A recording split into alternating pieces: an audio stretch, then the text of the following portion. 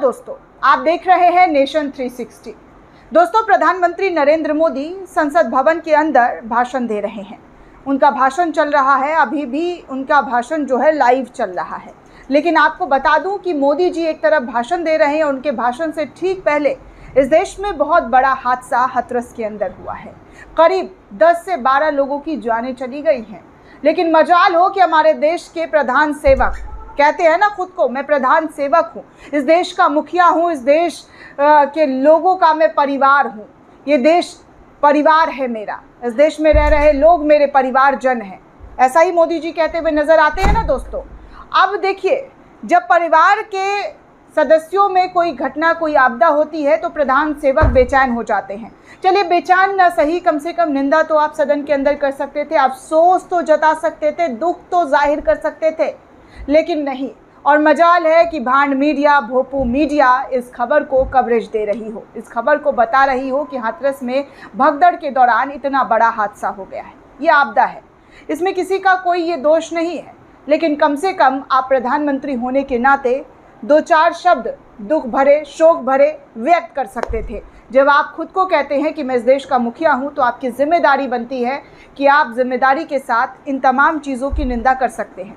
अब आप कहिएगा कि मैं सदन में हूं, मुझे मालूम नहीं, लेकिन मोदी जी, आपको कांग्रेस के छींक तक का पता है कि कांग्रेस ने कहाँ छींका, राहुल गांधी ने कहाँ क्या बोला, वो सब आप बोल बोल कर चुटकुले ले रहे हैं, हंसी ठिठोली संसद भवन के अंदर कर रहे हैं। और आपको इतनी बड़ी घटना के बारे में नहीं पता, वो भी आपके ही डबल इंजन वाली सरकार में ऐसा घटना हुआ है, इस पर आप नहीं बोल पा रहे। हमेशा की तरह इस बार भी आप चुप।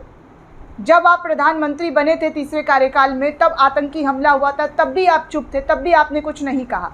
आप और आपकी पार्टी हमेशा इतना बड़ाई अपनी पार्टी का करने में क्यों लगे रहते हैं? देश के हालात पर, देश की मुसीबत पर आप क्यों नहीं सामने आते हैं? आपको इंडिया जीतता है तो आप फ़ौरन वीडियो बना देते हैं, फ़ौरन 1 मिनट के अंदर आपका वीडियो पब्लिश हो जाता है। और इस देश में इतनी बड़ी आपदा, इतनी बड़ी संकट, इतना बड़ा दुखद खबर सामने आ गया और आप इसे 2 शब्द बोले नहीं जा रहे हैं, 2 बोल दुख के नहीं प्रकट किए जा रहे हैं। तो आप किस बात के मुखिया, किस बात के प्रधान सेवक? आप विदेशों में लोगों को बधाइयाँ देते रहते हैं, कुछ भी होता है तुरंत ट्वीट कर देते हैं, लेकिन आप यहाँ पर एक ट्वीट करते हुए नज़र नहीं आ रहे हैं। अफसोस तो छोड़िए, ट्वीट तक करते हुए नज़र नहीं आ रहे हैं। अब अपने राज्य में जो हादसा है उसको हादसा भी कहने से प्रधानमंत्री देखिए किस तरीके से परहेज़ कर रहे हैं, वो आपके सामने है। दोस्तों, मैं आपको तमाम वो तस्वीरें, तमाम वो खबरें दिखाना चाहूँगी जो इस वक्त सामने आया है। देखिए, दैनिक भास्कर की सबसे पहले मैं आपको रिपोर्ट दिखा देना चाहूँगी कि दैनिक भास्कर ने किस तरीके से अपनी खबर में इस पूरे जानकारी को साझा किया है। दैनिक भास्कर लिखता है कि हाथरस में सत्संग के बाद भगदड़, 122 लोगों की मौत। मैं तो 10-12 ही बोल रही थी, ये 122 लोगों की मौत हो गई है दोस्तों। अस्पताल के बाहर बिखरी पड़ी है लाशें। भास्कर रिपोर्ट ने गिनी 150 लोगों को जो अब तक घायल पाए गए हैं। जी हाँ दोस्तों, ये दैनिक भास्कर का अभी का अपडेट मैं आपको दे रही हूँ, इस वक्त की बड़ी जानकारी। यूपी के हाथरस में भोले बाबा के सत्संग के दौरान भगदड़ मच गई, जिसमें 122 लोगों की मौत हो गई, 150 से अधिक लोग घायल हो गए। कई लोगों की हालत नाजुक बताई जा रही है। मृतकों की संख्या लगातार बढ़ सकती है, ये जानकारी भी दैनिक भास्कर के हवाले से दी जा रही है। हादसा हाथरस जिले के 47 किलोमीटर दूर फुलरई गांव का बताया जा रहा है। हादसा के बाद जो है हालत भयावह बताया जा रहा है। अस्पताल के बाहर शव जमीन पर बिखरे पड़े हैं। दैनिक भास्कर के रिपोर्टर ने हाथरस के सिकंदराऊ CHC में लाशों को गिना और यहां लाश 95 बिखरी पड़ी थी। वहीं एटा के CMO उपेश त्रिपाठी ने बताया है कि हाथरस में अब तक 27 शव एटा लाए जा चुके हैं। इनमें से 25 महिलाएं और 2 पुरुष बताए जा रहे हैं। सत्संग में 20,000 से अधिक जो लोग हैं वो आए हुए थे। साफ तौर पर आप तस्वीरों के माध्यम से, खबरों के माध्यम से देख सकते हैं कि क्या स्थिति बनी हुई है। आपको बता दें दोस्तों कि हादसे के बाद जैसे तैसे घायलों और मृतकों को बस टेम्पो में लाद कर अस्पताल ले जाया जा रहा है। CM योगी ने मुख्य सचिव मनोज सिंह और DGP प्रशांत कुमार को घटनास्थल के लिए रवाना कर दिया है। घटना की जांच के लिए ADG आगरा और अलीगढ़ कमिश्नर की टीम बनाई गई है। आपको बता दें दोस्तों, ये भी जानकारी दे दूं कि ये भगदड़ क्यों मची थी। दरअसल दोस्तों, सत्संग जो है ये ख़त्म हो चुका था, एक साथ लोग निकल रहे थे। हॉल छोटा था, गेट पतली थी। पहले निकलने के चक्कर में ज़बरदस्त तरीके से यहाँ पर भगदड़ मच गई। लोग एक दूसरे पर गिर पड़े, ज़्यादातर महिलाएं और बच्चा थे। इस जगह पर 150 से अधिक लोग जो है घायल पाए गए हैं। तमाम जानकारी आपको दे दें।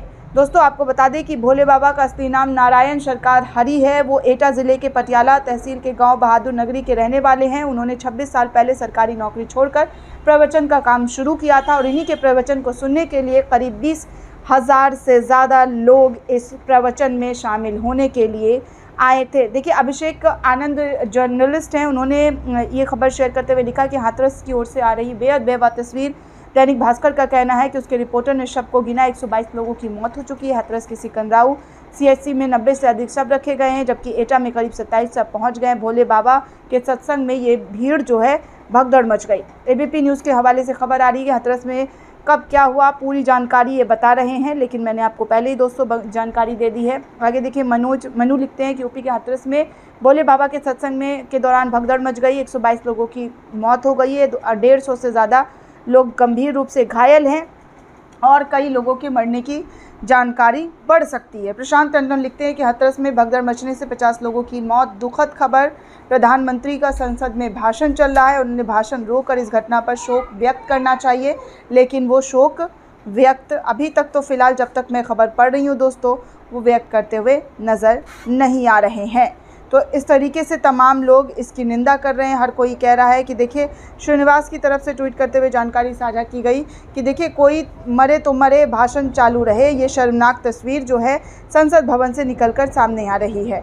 तमाम तस्वीरें, तमाम आपको खबरें बता रहे हैं कि संसद भवन में ज़बरदस्त तरीके से मोदी का भाषण चल रहा है, लेकिन हाथरस में जो भगदड़ मची है जहाँ पर 122 लोग मर चुके हैं और मरने वालों की संख्या और ज़्यादा बताई जा रही है कि और ज़्यादा बढ़ सकती है, लेकिन इस पर प्रधानमंत्री मोदी की तरफ से अब तक कोई भी प्रतिक्रिया सामने नहीं आया है। तो ये सारी चीज़ें जो हैं इस वक्त निकल कर सामने आ रही है। विपक्ष के नेताओं के ज़रिए भी कहा जा रहा है कि देखिए मोदी जी वैसे तो भगवान का नाम लेते हैं, लेकिन यहाँ पर कैसे जो है हादसा हुआ है, इन हादसों की निंदा जो है उनके ज़रिए अभी तक नहीं की गई है। संसद में चाहते तो वो रोक कर इसकी निंदा कर सकते थे, लोगों और परिवार को संवेदना व्यक्त कर सकते थे, लेकिन अफसोस की बात प्रधानमंत्री हंसी ठिठोली मजाक और राहुल गांधी को अपरिपक्व कहने में लगे हुए हैं और उसका प्रसारण लाइव मीडिया चलाकर बहुत मज़े ले रहा है। रूबिका, अंजना, चित्रा फित्रा सब लगी पड़ी हैं।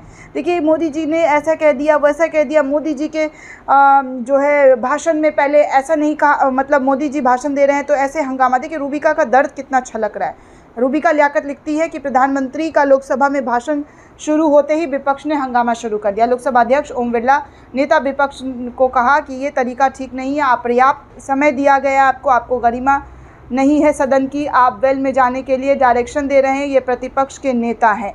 इस तरीके की बातें जो है रूबिका लियाकत की तरफ से की जा रही है। आज देखिए रूबिका लियाकत फिर से ट्वीट कर रही हैं। मोदी जी को लेकर उनको दर्द दुख कितना लग रहा है कि बार बार ट्वीट कर रही हैं, लेकिन कल राहुल गांधी ने जो भाषण दिया, मजाल हो कि रूबिका लियाकत ने एक भी ट्वीट करते हुए कुछ कहा हो, कुछ बोला हो, वाहवाही कर दिया हो।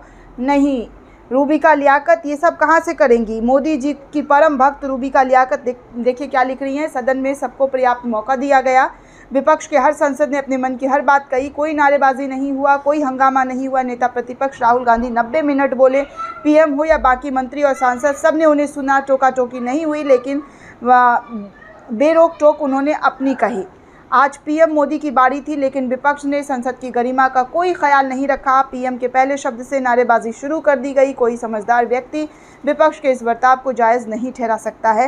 ये सब रूबिका लियाकत का दर्द बार बार छलकता हुआ नज़र आ रहा है। देखिए मोदी जी के भाषण में क्या हो रहा है, क्या नहीं हो रहा है, उसके लिए स्पीकर ओम बिरला बैठे हुए हैं, लेकिन रूबिका लियाकत स्टूडियो में पहले से ही स्पीकर बनकर मोदी जी की बजे जा रही हैं। इतना बज रही हैं कि बार बार उनको ट्वीट करना पड़ रहा है। वैसे तो खबर चला ही रही थी, कल झूठ फरेब हिंदुओं को उन्होंने अपमानित किया है, ये किया है, वो किया है, लेकिन आज फिर से मोदी जी की स्पीकर बनकर वो ज़बरदस्त तरीके से स्टूडियो में बजती हुई नज़र आ रही हैं। दोस्तों इस पूरे रिपोर्ट को लेकर आप क्या सोचते हैं, आपकी क्या प्रतिक्रिया, हमें कमेंट करके ज़रूर बताइएगा। साथ ही साथ चैनल को ज़्यादा से ज़्यादा लाइक, शेयर और सब्सक्राइब करना बिल्कुल भी ना भूलें।